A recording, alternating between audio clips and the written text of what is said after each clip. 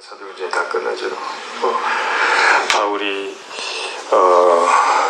로마로 이렇게 알렉산드리아 그 상선에 갇혀서 이렇게 옮겨가는 장면입니다. 오늘은 노명근 목사님이 순서 차례인데요. 목사님이 서울에 금식 수련회를 갔습니다. 그래서 제가 대신합니다. 27절 한번 봐보십시오. 27장 27절 열나흘째 되는 날 그랬어요. 배를 타고 유라굴라 광풍이 있은 지 열나흘이 되었습니다. 그러니까 지난 보름 정도 이 배에 탄 276명의 사람들이 태풍을 만나서 보름 동안 그 정말 난리가 난 것 아닙니까? 그래서 배에 있는 것들을 버렸고요. 무거운 것들은 다 버렸고, 그리고 또 배에 있는 기구들까지도 다 버린 거예요. 그러니까 지난 보름 정도 이 사람들이 제대로 먹기를 했겠습니까? 잠을 자기를 했겠습니까? 그리고 또 이 계절이 겨울입니다. 겨울이라서 겨울 칼바람이 또 얼마나 무섭고 매서웠겠습니까? 그리고 그 앞전장에 보니까요, 하늘에서는 별이 보이지 않았다고 그랬어요. 그렇게 날씨가 안 좋았다는 얘기죠. 배가 제대로 항해할 수가 없었을 겁니다. 그러니까 이 사람들이 지난 2주간 얼마나 고생했는지 알 수가 있죠. 사실 이 사람들이 탔던 배를 한번 생각해 보십시오. 알렉산드리아 배라고 되어 있어요. 근데 이게 276명, 300명 가량이 탄 배입니다. 옛날에 철선이 있었겠습니까? 나무로 다 만든 배들 아니겠습니까? 지금도 한 300명 타면 큰 배입니다. 그런데 옛날에 나무로 만든 배가 276명, 거의 한 300명 정도 탔기 때문에 그건 엄청나게 큰 배라고 할 수가 있습니다. 그런데 이 속에 죄수인 바울이 지금 로마로 잡혀서 압송이 되고 있는 장면이에요. 이 당시에는 그런 문화가 있었답니다. 이런 그 상선같이 큰 배가 있으면 배 한 켠에다가요 죄수들을 이렇게 묶어놨다 이거예요. 그때는 이제 그 죄수들을 로마 황제한테 안전하게 데려가기 위해서 백부장이 타죠. 율리오라는 백부장이 탔어요. 그리고 또 군사들도 탔을 것 아닙니까? 그런데 그렇게 죄수들을 싣고 가는 배가 있으면 선장 대신 백부장이 선장의 역할을 할 수 있도록 잠시간 허용이 됐다고 합니다. 그러니까 실제적으로 이 배의 선장은 율리오라고 할 수 있지요. 사람들은 율리오 말을 듣는 거예요. 선장 말을 듣는 것이지요. 바울은 죄수에 불과한 사람입니다. 그러니까 바울이 어떤 말을 할 수 있거나 또는 그 사람들 앞에서 지휘를 할 수 있거나 그런 절대 영향력이 없는 그런 상황입니다. 단지 죄수에 불과한 그런 상황이다 이거예요. 그런데 이 배에는 아까 집에도 말씀드렸습니다만 백부장이 타고 있어요. 그 다음에 로마의 군인들이 타고 있죠. 그리고 또 장사하는 상선이기 때문에 해외에 무역을 하는 아주 큰 돈을 버는 아주 무역 상인들도 탔을 것이고 바울처럼 죄수들도 탔을 겁니다. 그리고 바울과 함께 있던 누가도 탔을 것이고 바울을 대신해서 목숨을 바치겠다고 얘기했던 아리스다고 아주 그냥 믿음의 동역자도 탔죠. 아마 제 생각에 여행하는 사람들도 탔을 것 같아요. 그리고 또 그 속에는 장사하기 위해서 무슨 동물들이나 장사하기 위한 귀중한 그런 물건들도 굉장히 많이 있을 겁니다. 저는 이 배를 생각하다 보면 이 배가 우리 인생과 비슷하다 생각을 해요. 우리 인생 가운데서도요, 장사할 수도 있고 또는 군대를 가기도 합니다. 또 해외 여행을 가기도 할 것이고요. 어떤 자기만의 그리고 하나님과 자기만이 알고 있는 어떤 죄에 묶여있는 사람들도 있을 것 아닙니까? 우리의 인생과 똑같은 배가 알렉산드리아 이 배죠. 그런데 우리의 인생 같은 이 배가 정말 안전하게 그 폭우에 당도할 수 있을까요? 우리 인생이 정말 완전할 수 있을까 생각을 하지요. 아니나 다를까 어제도 보았지만 유라굴라 광풍을 만나서 14일 동안 보름 동안 고생을 하고 있는 이 장면 속에서 오늘 일이 벌어집니다. 자, 이제 28절 한번 봐보세요. 이제 배가 가다 보니까 육지가 가까워졌다고 생각했어요. 그래서 28절 보니까 물을 재보니까요 20길이 정도 됐다고 그랬어요. 이 길이는요 8길입니다. 예, 한 팔 길이. 그러니까 약 40cm 정도 생각하면 되지 않겠습니까? 그렇게 계산했을 때 20길이면 8m, 조금 더 가니까 15길이 6m, 이제 깊은 바다에서 점점점 얕은 바다로 육지로 가까워졌고 이런 상황입니다. 그래서 29절 보니까 지금 이제 날이 자정이다 보니까 고물에다가요 다 넷을 내렸다고 했죠. 고물은 배의 뒤끝입니다. 배의 맨 뒤끝 고물이고요. 30절 말씀 봐보세요.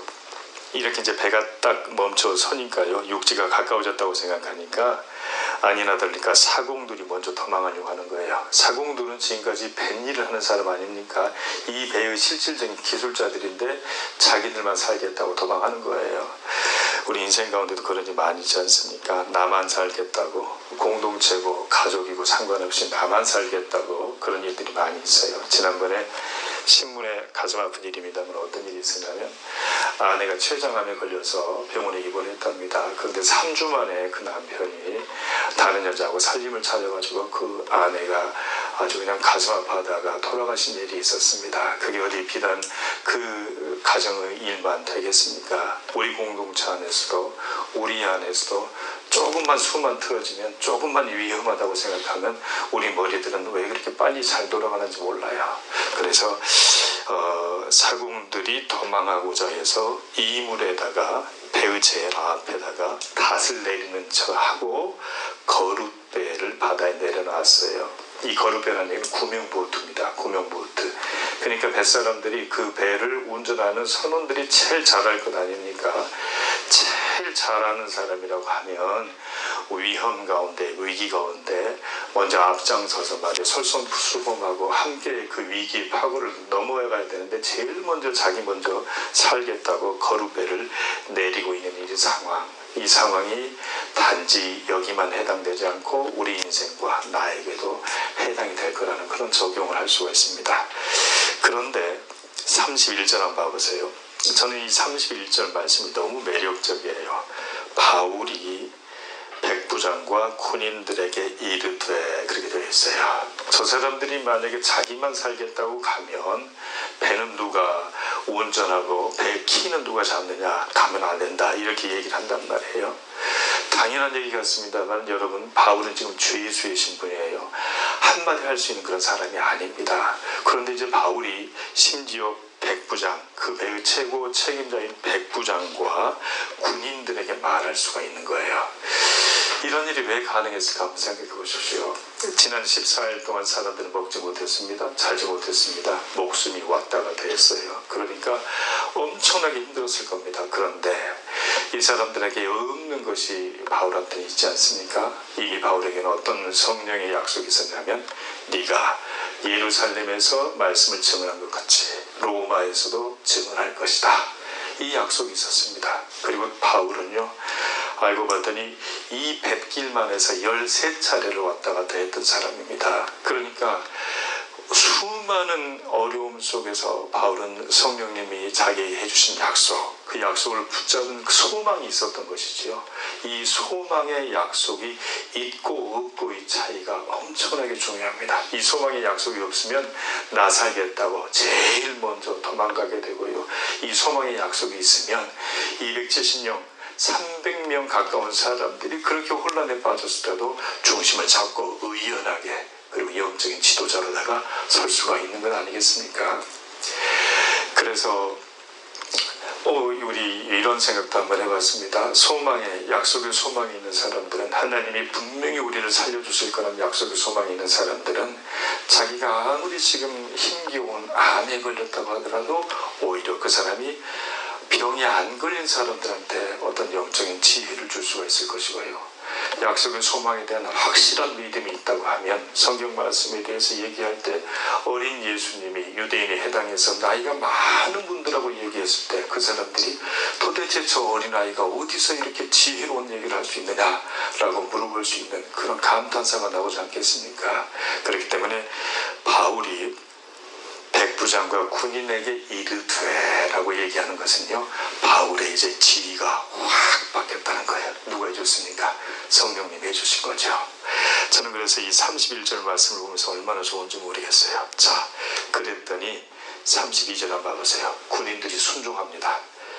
거룻줄을 끊어버리는 거예요. 거룻줄은 이제 이 사람들이 의지할 수 있는 유일한 구명보트 아닙니까? 인간적으로, 기술적으로 자기 생각과 방식대로 할 수 있는 유일한 방법인데 그것을 끊어내는 거예요.